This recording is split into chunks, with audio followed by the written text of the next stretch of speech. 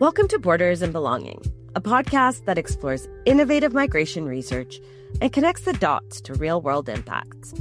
This series is produced by CERC Migration in collaboration with Lead Podcasting. I'm Maggie Perzyna, a researcher with the Canada Excellence Research Chair in Migration and Integration program at Toronto Metropolitan University. Today, we're shifting our focus away from the towering skylines of major cities to explore an often overlooked story, the attraction and retention of newcomers in small and mid-sized cities. From Canada to Australia to New Zealand, these regions are playing a crucial role in national strategies to counter depopulation and drive regional growth. Yet, they face unique challenges and opportunities in welcoming newcomers, fostering integration, and building thriving communities. In this episode, two researchers will join us to explore the findings from groundbreaking research projects that are trying to understand the complexities of attracting immigrants beyond the big city. But first, let's take a trip to Pictou County, a small community in Nova Scotia on Canada's east coast. Back in 1773, it was the landing spot for the first immigrant ship from Scotland. And now, more than 250 years later, the people there are working hard to make sure it remains a welcoming home for newcomers. When the photo of 2-year-old Syrian Alan Kurdi washing up on the shores hit our headlines here in Canada, I just kind of stopped. And I guess up to that point, I'd always been really purposeful in my volunteer work, being local-faced, being community-focused. Meet Sarah Wiseman. And when I saw that photo, it just struck me. I had 2 young kids at home at the time, and I realized there's space in our backyard for others as well. And maybe we could find a way to do some volunteer work that was actually welcoming others into our wonderful little community. Sarah was born in Pictou County in northern Nova Scotia. She built a career as a labor and employment lawyer, never expecting to work in immigration or refugee support. But in 2015, as millions of Syrians fled the civil war, she felt compelled to step in and help. I was part of a local volunteer initiative that started a community sponsorship group called Pictou County Safe Harbor. Here in Pictou County, we've got a grand total population of just over 40,000, I think, maybe 45,000. And within 48 hours of creating a Facebook page, inviting community members to get engaged in this, we had 700 people sign up. The community was ready to help, but that was pretty much all they had. Unlike big cities like Toronto, Montreal, or Vancouver, Pictou County didn't have the infrastructure to support newcomers or the resources and services they'd need to settle in. Yeah, at the time in 2015, I would describe myself as completely naive and ignorant to what existed within the settlement frameworks, both formally and informally, federally and provincially. And so I think for us as a community collective, it was really quite a learning experience. So Sarah, working as a volunteer for the Pictou County Safe Harbor Group, went straight to the provincial immigration department, asking how communities like hers could help welcome refugees. You know, at the time, we didn't have public transit systems. We didn't have a local mosque, for example, at the time. But there was a real community desire to find creative and very personalized ways to be welcoming. So when I look at where we were 9 years ago, or now actually we're almost 10 years in, it's really been quite an exciting building of infrastructure and services around that. When Sarah found out that a Syrian family was coming to Pictou County, she turned to the only person she knew who had been through a similar experience. Interestingly, I had heard Tarek Haddad, who you might have heard of with Peace by Chocolate, had arrived a couple of months before that. And the community he was settled in, Antigonish, is only about 30 minutes down the road from Pictou County. And so I reached out to Tarek and I said, look, I heard your story. I know Syria's a really big country with a big population. And so the chances of you knowing this family is really small. But I said, here's the family name. In the off chance you've got any connection and you want to let them know where they're coming, he said, leave it with me for an hour, Sarah. He called me back. I kid you not. He had spoken to someone who recognized the region that the family name would be from. They made a few calls and they connected with the family we were sponsoring who at the time were still in Zachary refugee camp. So Tarek was able to have a call with the family and say, I just want to let you know you're coming to a place in northern Nova Scotia. I've been in touch with the community. It's freezing cold, but the welcome will be very warm.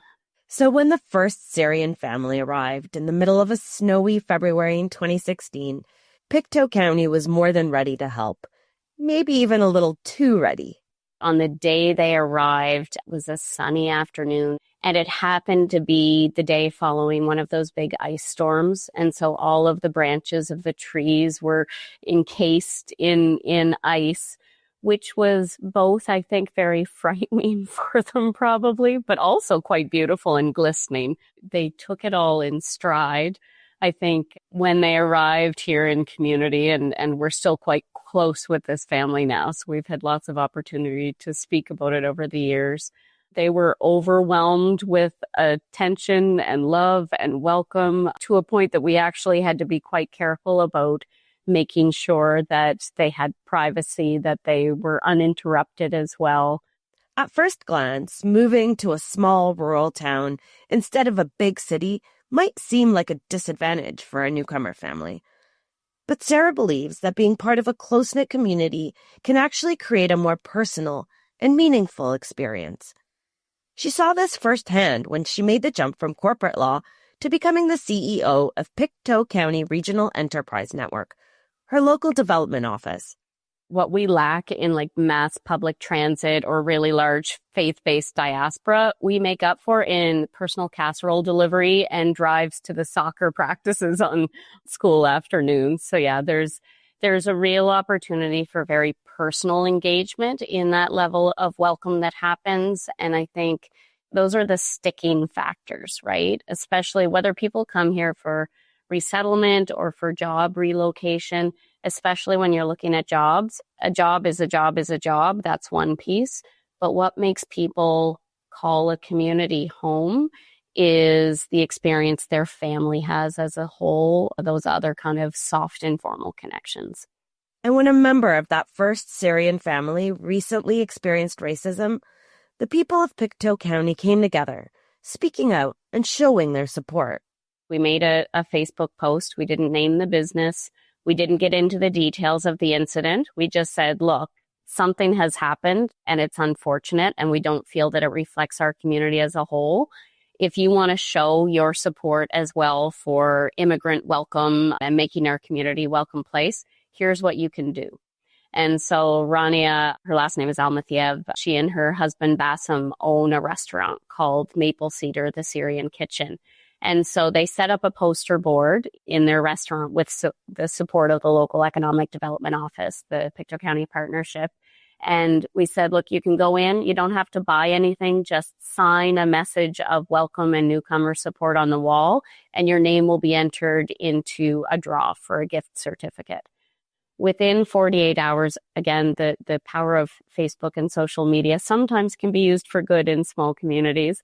Within a few days, we had more than 20 local businesses making donations of gift cards and certificates to this initiative. The restaurant was absolutely flooded and overwhelmed with people stopping in and giving messages of support or giving Rania a hug. And so really quickly we saw, again, it's not that negative incident didn't happen, and it's not that people who are anti-immigration are not out there, but there are also a lot of people who will jump at the chance in small community to really voice the counter narrative and be supportive. Sarah says that to her surprise, Pictou County has even been the relocation choice for some refugees who, in fact, did arrive in a big city. We've got a local family here that were former refugees, originally from Rwanda, have been living in Kenya for many decades. And the eldest sister in the family was awarded a scholarship through WUSC, World University Services Canada. So she was the first family member to move to Canada. 13 years in Toronto, when later her sister moved to Nova Scotia, to Pictou County, through a refugee labor mobility pathway. And so she moved to become a nurse in our local healthcare system. I looked at that scenario knowing that sister number 2 was moving to our rural community and her older sister had already been in Toronto for many years. I figured there was a good chance that sister number 2 might move to Toronto to join her older sister. In fact, the opposite happened. And so within 3 months of the second sister being here in Pictou County, the older sister joined her here.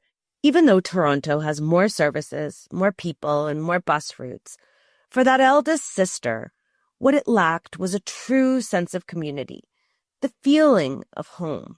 It's exactly that. It's the social capital and social support that softly helps you to access and figure out services they found so much more accessible in the smaller community environment.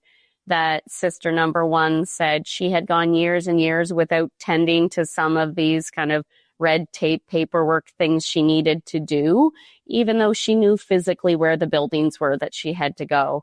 But she said within a week of living in small community in Nova Scotia, she got done what she hadn't done in 10 years in Toronto.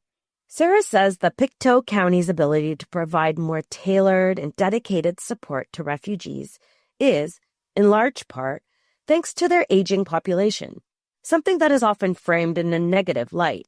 In rural communities where we often see aging populations and aging demographics and a higher number of retirees, that's not entirely a bad thing. In our community's case, that's meant there's a really fabulous pool of retirees who are looking for meaningful, purpose-filled ways to give of their time and get engaged in the community.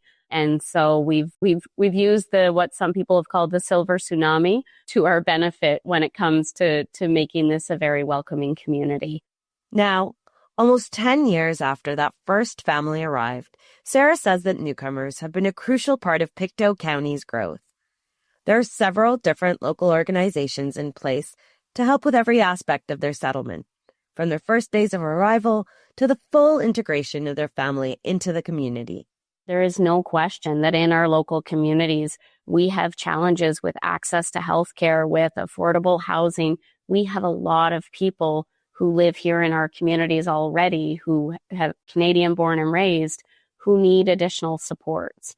But the reality is that immigration is a part of the solution. It's not the only solution to those things, but it is through welcoming newcomers to our communities that we can bring in more healthcare workers, that we can bring in people who can help us build more affordable housing and grow our social support systems.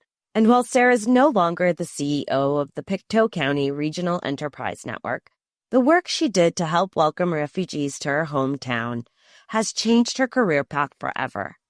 She's now the director of all Canadian activities within the Shapiro Foundation, a nonprofit organization that supports migrants, refugees, and other vulnerable populations through grants and funding. Back in 2019, when our community first piloted the Economic Mobility Pathway Program, we brought them to the town of Pictou, where there's a replica of the ship Hector. And that is the ship that 251 years ago, if I have my math right, brought my ancestors over from Scotland. And that's a ship that arrived much later in the season than it expected to. It was all out of food. Folks on the ship were not doing well. And the story goes that they survived that first winter because they were welcomed by the local First Nation community, by the Mi'kmaq community that was here. And that is full circle. We are newcomers here as welcome, just not as recently as some of those that we've welcomed over the last number of years. But I think that sense of welcome runs really deep in our history and in our roots. And I hope it's one that will be able to sustain even through these very politically divisive times.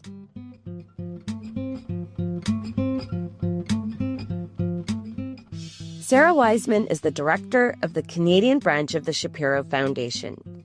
Many thanks to her for sharing her insights on building welcoming communities, the power of local engagement, and the role of immigration in strengthening rural Canada. Joining us today to look at regional migration dynamics, Dr. Aude Bernard and Dr. Melissa Kelly. Aude is a senior lecturer at the School of the Environment at the University of Queensland in Australia. She's a demographer, specializing in internal migration and population mobility, and the principal investigator Where Migrants Go, a study of immigrants' post-arrival moves in Australia, funded by the Australian Research Council. Melissa is a senior research associate and mentorship program lead at CERC Migration, Toronto Metropolitan University. She leads a social science and humanities research council-funded project called Beyond the Metropolis, which studies international migration to small and mid-sized cities in Canada, Australia, and New Zealand. It's so wonderful to have you both on the show today. Hi, Maggie. Thanks for having us. Thanks so much for the invitation. Great to be here. So just for a bit of context, today we're talking about regional migration. What exactly does regional mean? Melissa, let's start with you. The term regionalization of migration in the context of countries like Australia, Canada, and New Zealand refers to policies and trends aimed at encouraging people to move to smaller cities, rural areas, or less populated regions. It often involves creating incentives or programs that direct migrants to move to smaller towns, rural areas, or less populated regions to balance population growth and economic development across the country. So, Aude, what prompted the focus on small and mid-sized cities rather than large urban centers in your study?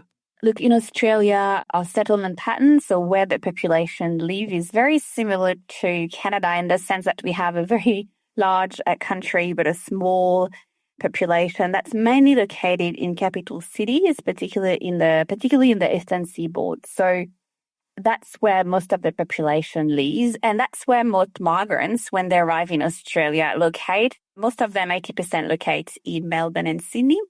There are two problems with this. One of them is that, it adds to the challenges of housing supply and congestions. And at the same time, we know that regional, smaller towns, they sometimes face issues of their population, or they find it difficult to attract skilled and unskilled migrants. So the Australian government has been trying since the 1990s to attract migrants to these rural towns through different visa programs. And so what we wanted to do in that study is actually assess the effectiveness of these visas, not only in attracting, but in retaining migrants in the longer term. So it's really about policy assessment, evaluation, what works and what doesn't, so that we can refine visa and visa policies to try to improve retention in the longer term. Melissa, is it the same in Canada?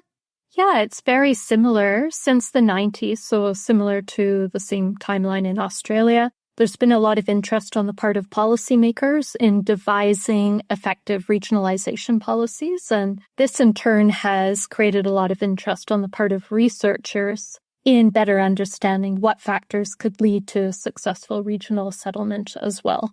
Canada's a little bit different from Australia in that the provinces have even more control over devising immigration policies. We have the provincial nominee program, for example, in Canada, which is highly developed, as well as a number of pilot programs, such as the Rural and Northern Immigration Pilot and the Atlantic Immigration Pilot, which has now been made permanent through a program. So there's a lot of curiosity on the part of the government as to which of these programs is most effective and why, in terms of both attracting and retaining migrants to less urbanized areas. And as I said, research has also followed in suit to try to better understand these factors. So, Aude, what unique challenges do smaller cities face in attracting immigrants compared to large urban centers? Look, that's a good question. And there are a number of factors that play a role in attracting and retaining. I think a lot of migrants, there's this nice theory in migration research about networks and the fact that migrants often settle where there are established migrant communities, particularly people from the country or their ethnic background. And so that's one of the reasons why migrants tend to locate in cities. They have established networks and pathways to get there. Cities also provide more services, perhaps better in some instances, educational and employment opportunities. So all these factors explain why migrants tend to locate in cities rather than regions. So region is really about providing the services, employment opportunities, but also kind of advertising themselves. And That's why governments' policies and visas are important in helping regions doing this. I think something really important also to recognize is that, and Melissa touched on this, is that there are different visa programs to attract migrants to regions, and they do slightly different things. And so the reason why people come and stay really depends also on the visa you're on. So for example, in Australia, we have the skilled visa programs. And what we mean by regional is very broad, is everything outside Brisbane, Sydney, and Melbourne. So 3 large capital cities. You have to reside in a regional area for 2 to 4 years. It was 2 years now, I think it's 4, and then you can have permanent residency. So it's really a pathway to permanent residency for migrants, skilled migrants who are already onshore in Australia. And that means that most of them will reside in regional areas only for a few years. Some stay, but most will leave. So the second type of visas is for humanitarian migrants. And currently in Australia, and it's been in place since 2005, if you don't have any family connections, you are actually required to go to a regional center. And if you do, you're actually provided more support in terms of housing and, helping finding jobs.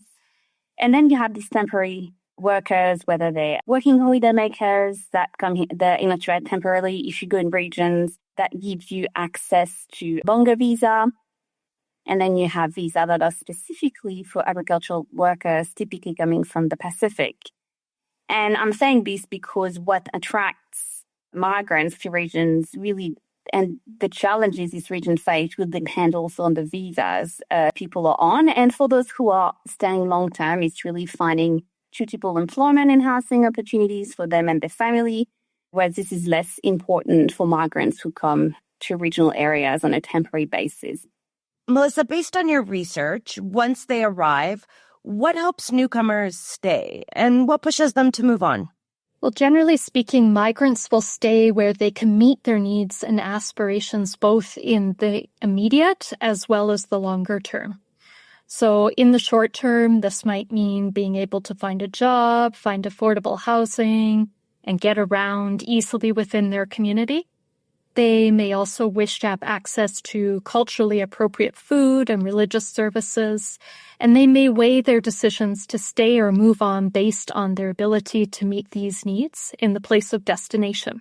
In the longer term, it may mean realizing their career aspirations and cultivating a sense of belonging to the community.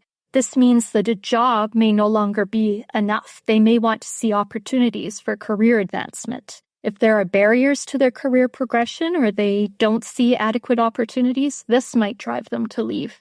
They might also start to think about whether they have been able to build meaningful relationships with the people around them. Experiences of racism and discrimination, for example, can be something that pushes people away, or even just feelings of isolation and loneliness.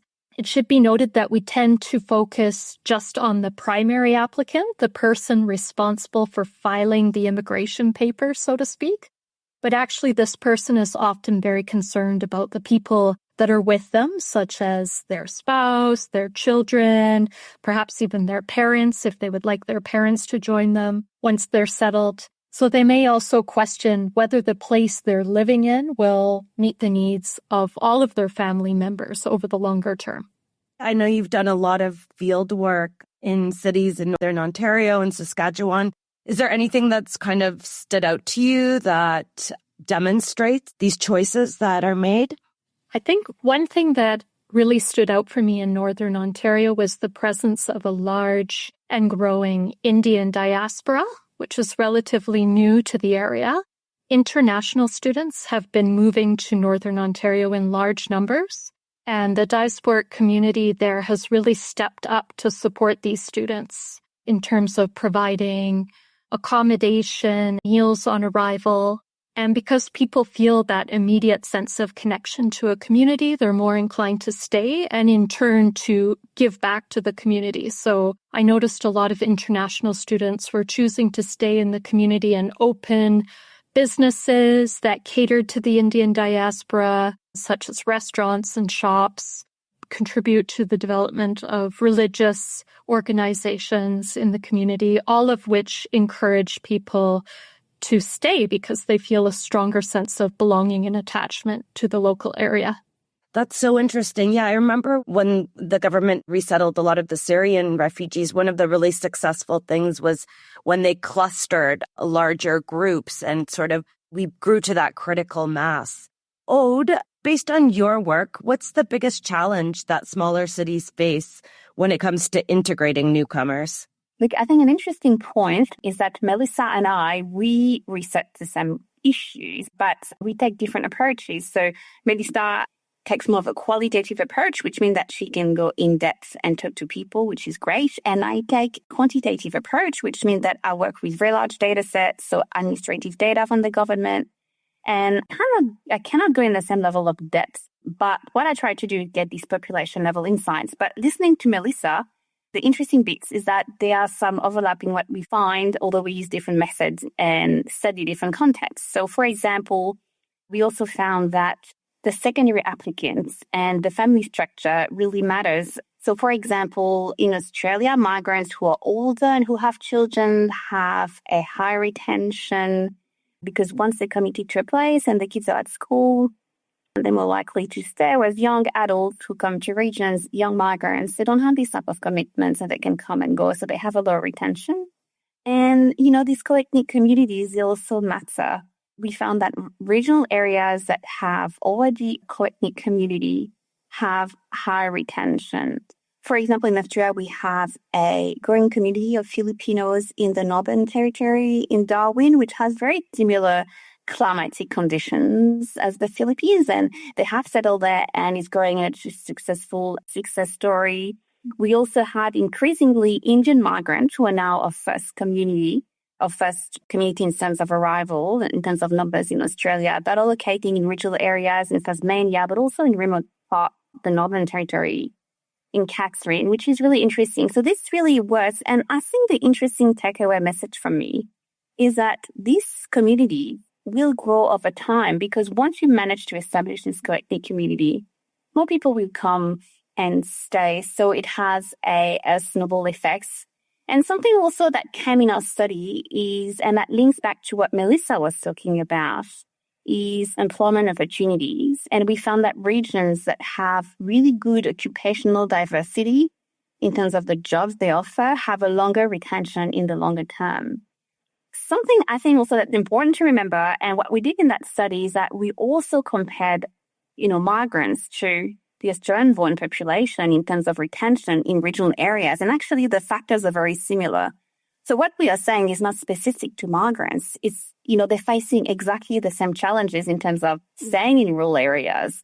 So policies that work for one group also work for the others, perhaps with the exception of humanitarian migrants that probably need much more support services on arrival. Very interesting. Melissa, in terms of your research, we sort of talked about what are the things that help newcomers stay. Are you finding the same kind of factors push them to move on? Well, I do think that the decision to be in a place doesn't happen at a single point in time. Migrants are constantly reassessing their options. And this is something that really needs to be taken into account because I think a lot of policies assume that migrants will react in a certain way. For example, selection policies assume that if the right match is made between the opportunities in a place and the migrants looking for those opportunities, retention will be high. But people change over time. Their aspirations change, their expectations change. Migrants are just the same as the rest of us, as Aude was also saying, right? Mm-hmm. So in a way, everyone is looking for similar things, which is opportunities to grow and develop their career, feel a strong sense of belonging. So I think migrants in the short term might be willing to just settle in a place to kind of get used to being in Canada or in Australia, but over time they start to expect more. And this is something that we have to take into account when we're devising regionalization policies. So you've had a chance to kind of look at the experiences and how they differ across Canada, Australia, and New Zealand. Are there any observations that stand out?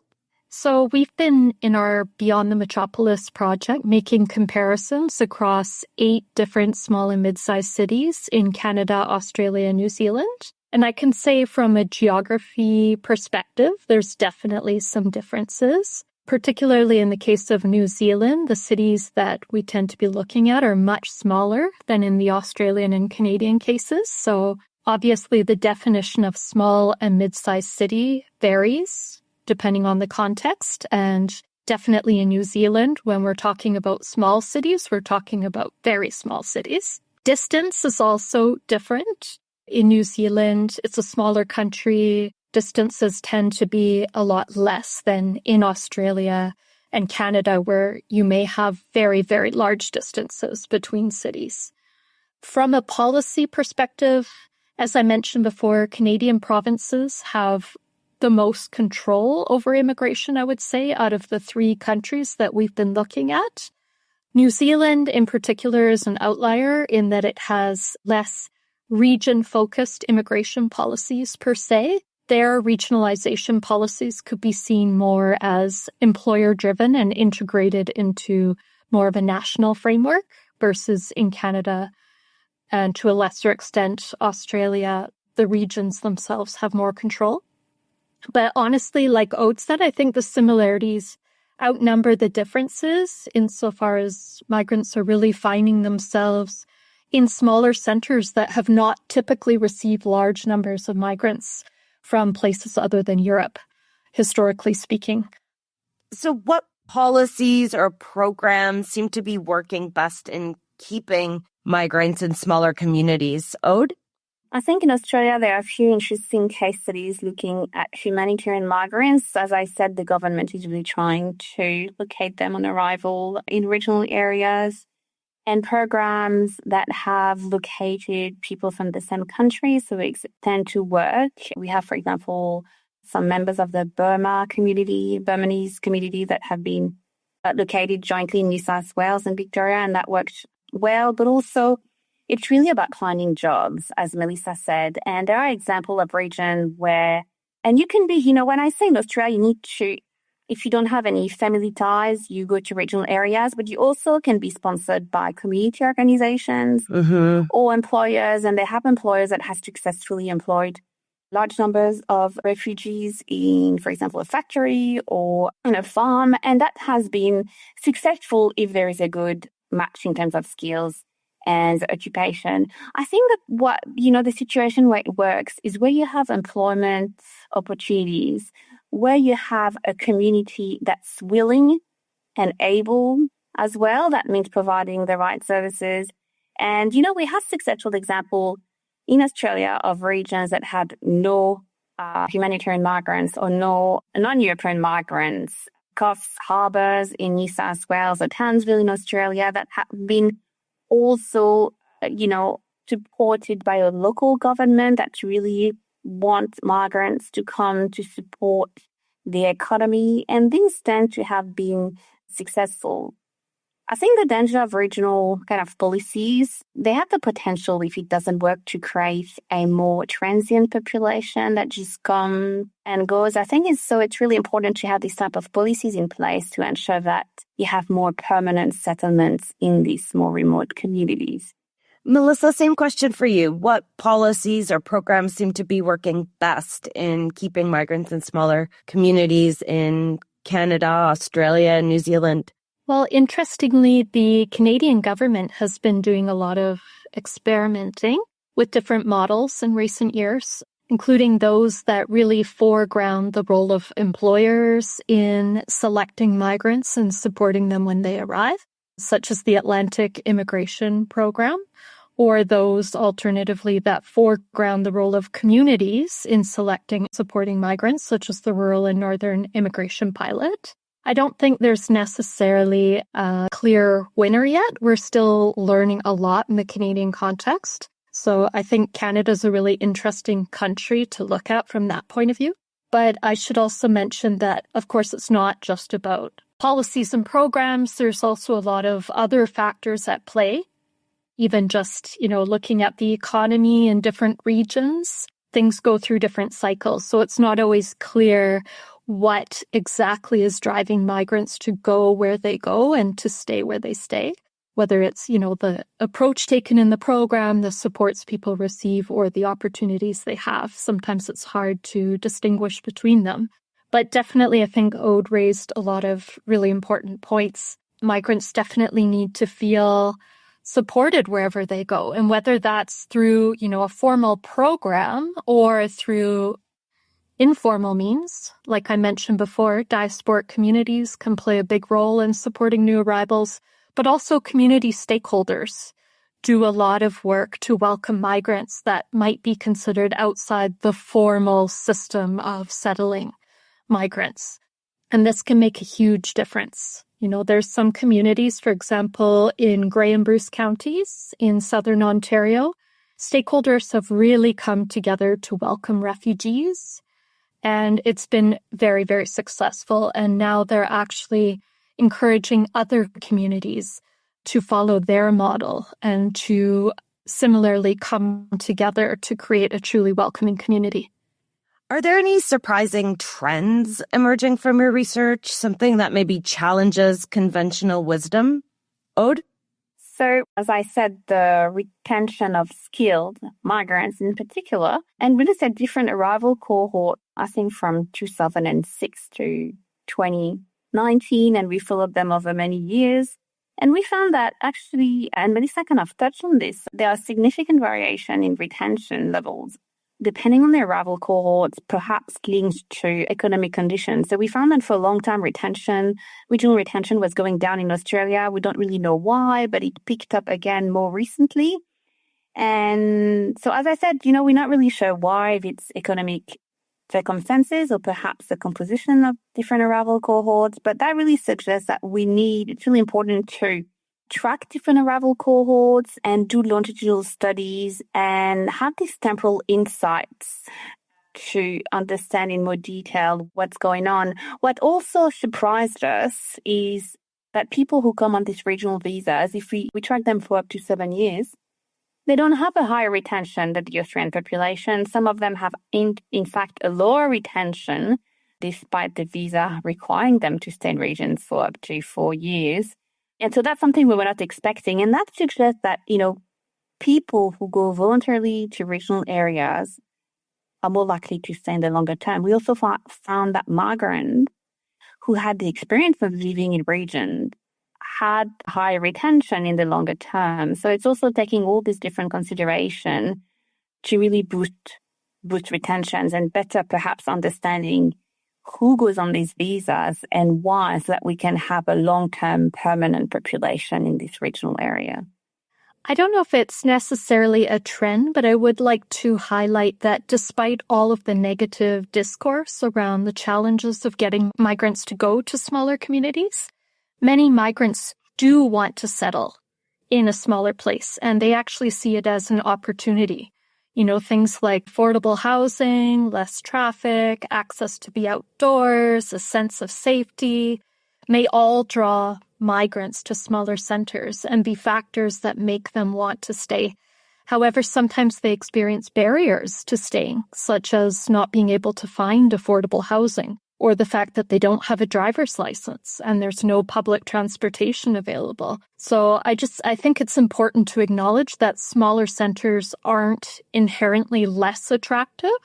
It's just that there are barriers that make it more difficult for some migrants to settle in these places. So if you could give one key piece of advice to policymakers or local leaders working on immigration strategies, what would it be? Aude? Look, when governments pick regions where they want to boost the number of migrants, rural regions, I think they need to really consider 3 dimensions, whether this region is ready, willing, and able. So ready is having the right economic opportunities and employment to support migrants. Willing, whether the community is actually willing to receive migrants, because that play a really important role in people's experiences. And we found that migrants, particularly humanitarian migrants in regional areas, are more likely to report instances of racism and discrimination. So thinking about the community willingness. And finally, that the community is able, and that's having the means. And that includes providing the support services that are required for migrants on arrival and in the longer term. Melissa, same question for you. One key piece of advice to policymakers or local leaders? I think what's really needed is a holistic, long-term view. So not simply one that focuses on the selection of migrants to fill jobs in the here and now, but rather an approach that's driven not only by economic development, but with a view to social and cultural development as well. Of course, it's great if people have jobs on arrival, but long-term, they'll be looking for other things too.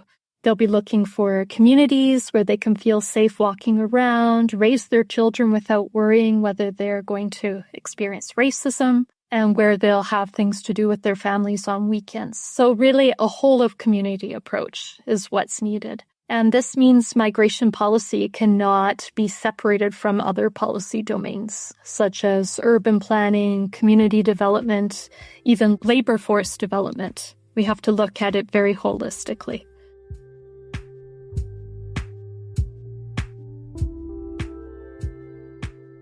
Thanks to Aude Bernard and Melissa Kelly for joining me today. And thank you for listening. This is a CERC Migration podcast produced in collaboration with Lead Podcasting. If you enjoyed the episode, subscribe to Borders and Belonging on Apple, Spotify, or wherever you get your podcasts. For more information on regional migration, please visit the show notes. Before we wrap up, do you have an idea for an episode? Something we haven't covered yet, but should? Season 4 is all about your requests. DM us on LinkedIn or email bordersandbelonging@gmail.com. We'll feature the most compelling ideas in our next season. I'm Maggie Perzyna. Thanks for listening.